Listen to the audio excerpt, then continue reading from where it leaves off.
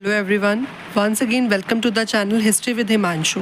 आज के इस वीडियो में हम अपना नेक्स्ट टॉपिक स्टार्ट करने वाले हैं जिसका नाम है वीराशैव ट्रेडिशन इन कर्नाटक। ये भी एक टाइप का सिस्टम था, भक्ति सिस्टम था, जो कि वाइड स्प्रेड हुआ है कर्नाटक की रीजन में। जो अलवर्स और नयनार्स थे वो मेनली स्प्रेड हुए थे तमिलनाडु के एरिया में, और वीराशैवास जो थे वो कर्नाटक के एरिया में वाइड स्प्रेड हुए। वीराशैवा का मतलब क्या है कि मतलब एक तरीके से शिव जी के बहुत बड़े भक्त, शिवा आ गया नाम में, ठीक है। शिव जी के वीर जो होते थे उनको वीराशैवा कहा जाता था।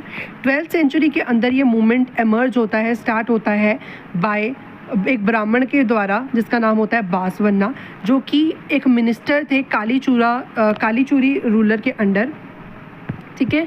हिज फॉलोअर्स नोन एज वीराशैवा, उनके जितने भी फॉलोअर्स थे उनको वीराशैवा कहा जाता था, ठीक है। और ये सारे जो वीराशैवा में ट्रेडिशन में इंक्लूड होते थे, ठीक है, जो भी फॉलोअर्स, तो वो सब हीरोज़ ऑफ शिवा कहलाते थे और इनको लिंग्यात्स भी कहा जाता था।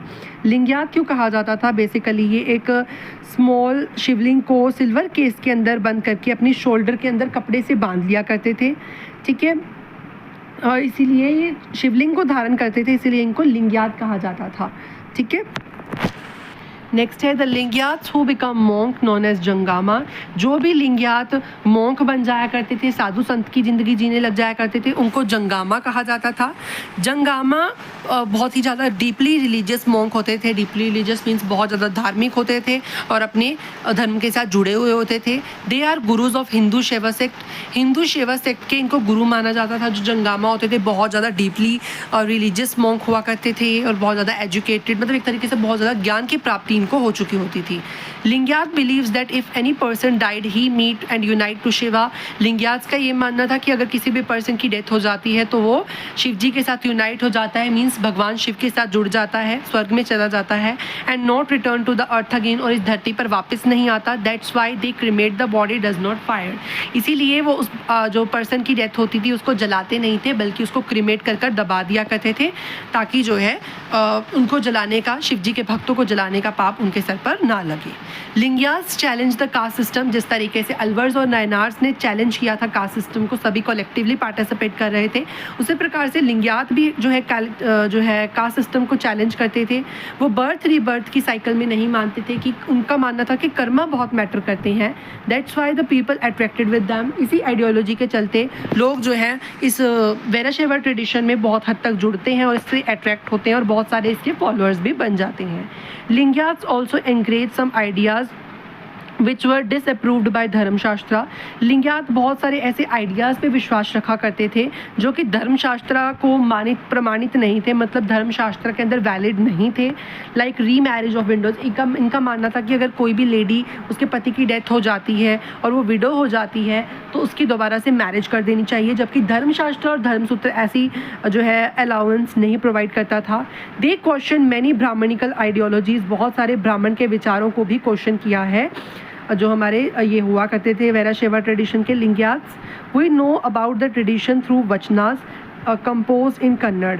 ये कन्नड़ भाषा में वचन कुछ कंपोज किए गए हैं। इसी मूवमेंट के अंदर जो पर्सन इन्वॉल्व थे, मैन एंड वुमेन इन्वॉल्व थे, उन्होंने ही वचन लिखे हैं और वचन कन्नड़ के अंदर लिखे गए हैं, और इसी ट्रेडिशन के बारे में हमें उन्हीं वचन को पढ़कर पता चलता है। नेक्स्ट है रिलीजियस फ्रेगमेंट इन नॉर्थ। अब साउथ में जैसे वीराशैवा ट्रेडिशन चल रहा था और अलवर्स और नयनार्स का सिस्टम चल रहा था, उसी प्रकार से नॉर्थ में इस समय में क्या चल रहा था?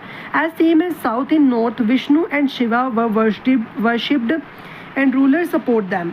ठीक है, साउथ की तरह नॉर्थ में भी यही चल रहा था। जैसे साउथ में शिवा का ट्रेडिशन चल रहा था, विष्णु जी का ट्रेडिशन चल रहा था और राजा महाराजा उनको सपोर्ट कर रहे थे। उस प्रकार से in north like Tamil Veda no such composition found there, कि इस तरीके की खास कोई, जैसे हमें नायल्यारा दिव्य प्रबंधम तमिल वेद मिला है, उस तरीके से हमें नॉर्थ में आज सच कोई वेद देखने को नहीं मिला। In north Rajput rulers were ruling. ठीक है, नॉर्थ के अंदर उस समय में राजपूत राजा महाराजा रूल कर रहे थे।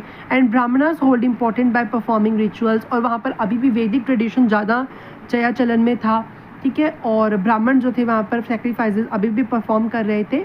तो ब्राह्मण को वहाँ पर ज़्यादा इफेक्ट सहन नहीं करना पड़ा जितना साउथ में इफेक्ट उनको झेलना पड़ा। But later some leaders starting challenging Brahmanas in north region by Nath, जोगीज एंड सिद्ध। नाथ, जोगी और सिद्ध जो है लेटर चलकर नॉर्थ इंडिया के अंदर जो है एक नई कम्युनिटी आती है जो कि वीराशैव ट्रेडिशन की तरह ही नॉर्थ में स्टार्ट हो जाती है और जो है वैदिक लर्निंग को चैलेंज करना स्टार्ट कर देती है, कास्ट सिस्टम को चैलेंज करना स्टार्ट कर देती है। ठीक है, और इस जोगीनाथ और सिद्ध में कौन इंक्लूड होते थे? जो आर्टिस्ट होते थे, आम कल्टिवेटर्स होते थे, वो सब इसमें इंक्लूड हुआ करते थे। These groups also challenge Brahmanas but not like Alvars और नयनार्स। इन्होंने भी ब्राह्मणों को चैलेंज करा, जैसे कि साउथ के अंदर अलवर नयनार्स ने चैलेंज किया था जोगीनाथ सिद्ध ने। ठीक है, बट ये इतने इफेक्टिव नहीं रहते हैं। दीज ग्रुप्स अलवर्स नयनार जोगी सिद्ध question the authorities of Veda in their local areas, कि अपने अपने लोकल एरियाज़ में अलवर्स नयनार जोगी सिद्ध और नाथ इन सब ने जो है वेदा की लर्निंग को, वेदा की अथॉरिटीज़ को क्वेश्चन करना शुरू कर दिया अपने अपने लोकल एरिया में। These movements become very famous, whom himself supported by rulers। जिन मूवमेंट्स को लोकल रूलर्स बहुत ज़्यादा सपोर्ट करते थे वो और भी ज़्यादा फेमस हो जाया करते थे, बट नॉर्थ में एज सच कोई रूलर इतना सपोर्ट नहीं करता था जितना कि साउथ में कर रहे थे। अलग अलग टेम्पल्स बनवाए जा रहे थे, स्टैचूज़ बनवाए जा रहे थे, बट नॉर्थ में ऐसा नहीं हो रहा था। नॉर्थ में रूलर्स इतना सपोर्ट नहीं कर रहे थे, ना ही टेम्पल्स बन रहे थे और ना ही जो है कोई ब्रॉन्ज के स्टैचूज़ प्लेस किए जा रहे थे। जैसे कि साउथ के अंदर गंगईकोंडा चोलपुरम, थंजावर, चिदम्बरम नाम के टेम्पल बनवाए गए थे। एज सच यहाँ पर कोई टेम्पल नहीं बनवाए गए थे। Later on new Turkish tribe came to India. आगे चलकर क्या होता है, नई टर्किश ट्राइब इंडिया में आ जाती है जिसका नाम होता है दिल्ली सल्तनत। ठीक है, दिल्ली सल्तनत 13वीं सेंचुरी के अंदर आ जाती है और इसी के साथ हमारे इंडिया में सूफिज़म और इस्लाम जैसे धर्म भी आ जाते हैं। ठीक है, जैसे जैसे हम आगे बढ़ेंगे। अब नेक्स्ट हमारा टॉपिक यही होने वाला है, new standard in the fabric Islamic tradition. अब इस्लाम हमारे इंडिया में कैसे फैला ये हम नेक्स्ट वीडियो में पढ़ेंगे। इस वीडियो में इतना ही। अगर आपको वीडियो अच्छी लगी हो तो वीडियो को लाइक करें, चैनल को सब्सक्राइब करें। Thank you so much for watching.